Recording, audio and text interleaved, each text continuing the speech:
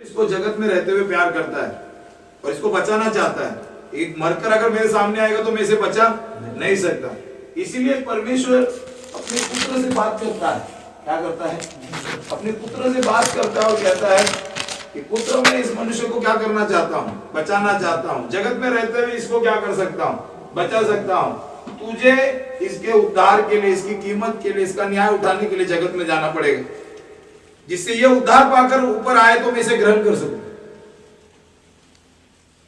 और पुत्र कहता है मुझे भेज, मैं जाऊंगा। और इस तरह पिता पुत्र को क्या करता है? जगत में भेजता है। क्यों जगत में भेजता है? क्योंकि जगत में रहते ही क्या हो सकता है? उद्धार हो सकता है, मरने के बाद नहीं होता। इसलिए पुत्र को कहां भेजा? और जगत में भेजकर क्या काम किया? जगत में भेजकर इसके जगह पर, ये पापी मनुष्य की जगह पर किसको खड़ा किया? पुत्र को खड़ा किया। और इसका सारा पाप इसके ऊपर क्या कर? इसने पाप नहीं किया, ये पवित्र है, निर्दोष है, निष्कलंक है, इसने कुछ नहीं किया है। लेकिन इस पापी मनुष्य को बचाने के लिए इसका सारा पाप किस पर रख दिया? और इस पाप पर पिता क्या कर रहा है? मार रहा है। पिता स्वर्ग से क्या कर रहा है? मार रहा है। पिता मार रहा है, शैतान मार रहा है, मनुष्य मार रहा है, सब मिलकर इसको मार रहे हैं। इसने कुछ नहीं किया, लेकिन ये किस लिए जगत में भेजा? इस पापी मनुष्य का उद्धार हो सके, इसको मुक्ति मिल सके। और इसने कीमत चुकाई। इसके ऊपर पाप लादकर सजा दी गई, क्रोध किया गया, थूका गया, मारा गया। इसने चुपचाप सा वध होने वाली भेड़ों के समान चुपचाप रहा, सब कुछ सहता रहा। सलीब पर चढ़ाया गया, कीलों से जड़ दिया गया, चुपचाप क्या करता रहा? सहता रहा। क्योंकि इस पापी मनुष्य को क्या करना है? उद्धार मिलना है, न्याय से बचना है, परमेश्वर की सजा से बचना है। इसलिए सारा न्याय पुत्र पर, सारी सजा पुत्र पर, सारा क्रोध शरीर में मारा, प्राण में मारा और आत्मा में किधर फेंक दिया? अधोलोक में। अपने पुत्र को, प्रिय पुत्र को किधर फेंक दिया? और फिर ये मुर्दों में से क्या हो गया? तीसरे दिन जी। अब वो वचन पढ़े, पहला तीमुथियुस 2 अध्याय का 4 5। क्योंकि परमेश्वर एक ही है। परमेश्वर एक ही है। परमेश्वर क्या है? एक ही है।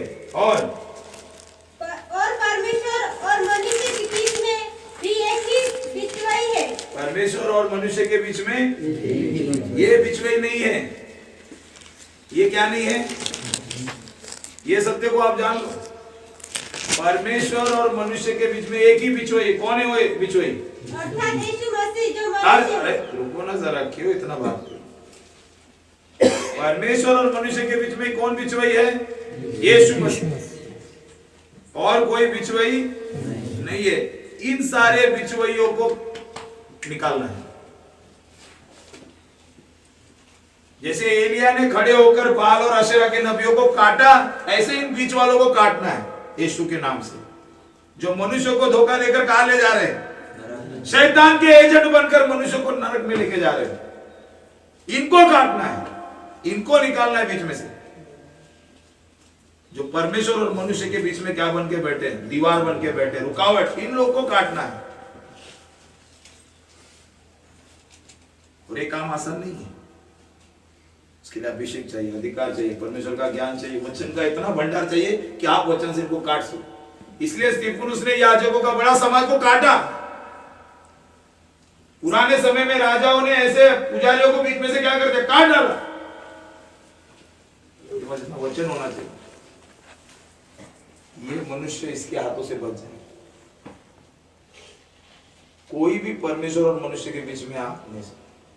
ना ये पुजारी आ सकता है, ना ये मौलाना आ सकता है, ना ये फादर आ सकता है, पास्टर भी नहीं आ सकता। परमेश्वर और मनुष्य के बीच में पास्टर भी नहीं आ सकता। हम सेवकों का काम, इसको पहले क्या करना है? इसको निकालना है। इस बिचवाई को क्या करना है? निकालना है। बड़ी शक्ति से निकालना है, वचन की तलवार से। और इस मनुष्य को किससे मिलाना? हम पासवानों का काम क्या है? एक व्यक्ति को मसीह से मिलाना। क्या करना है? ये सेवा हमें दी है। हमें किसी को अपना नहीं बनाना, मसीह का बनाना। किसका बनाना? क्योंकि हम आज जिंदा है, कल क्या हो जाएंगे? चले जाएंगे। लेकिन मसीह है ना। इसलिए कुरिन्थियों की कलीसिया में एक लड़ाई शुरू हो गई थी, कौन पौलुस का, कौन अपुल्लोस का, कौन कैफा का। पौलुस खड़ा हो गया और अच्छे से काटा उन्हें वचन की तलवार से। क्या पौलुस ने तुम्हारे लिए जान दी? क्या कैफा ने तुम्हारे लिए सलीब पर जान दी? किसने जान दी? यीशु मसीह ने दिया ना। हम बिचवाई नहीं है। कौन बिचवाई है? यीशु मसीह। हमारा कर्तव्य एक व्यक्ति से किसको मिलाना? यीशु मसीह से मिलाना, खुद से नहीं। आज हर जगह पर एक व्यक्ति मनुष्य का क्या बन के बैठा है? गुलाम बन के बैठा है। अरे दाम देकर मोल लिया, आप किसी मनुष्य के दास मत बनो, मसीह के दास बनो। और ऐसे ही सेवक के साथ चलना है, ऐसे सेवक के साथ संगति करना है जो आपको मसीह का बनाए, अपना गुलाम ना बनाए। कितनों को समझ में आ रहा है? कितनों को समझ में आ रहा है?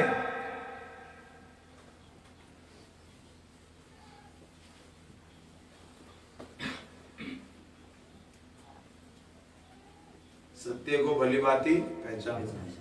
वो चाहता है सबका उद्धार हो, लेकिन सत्य को समझ।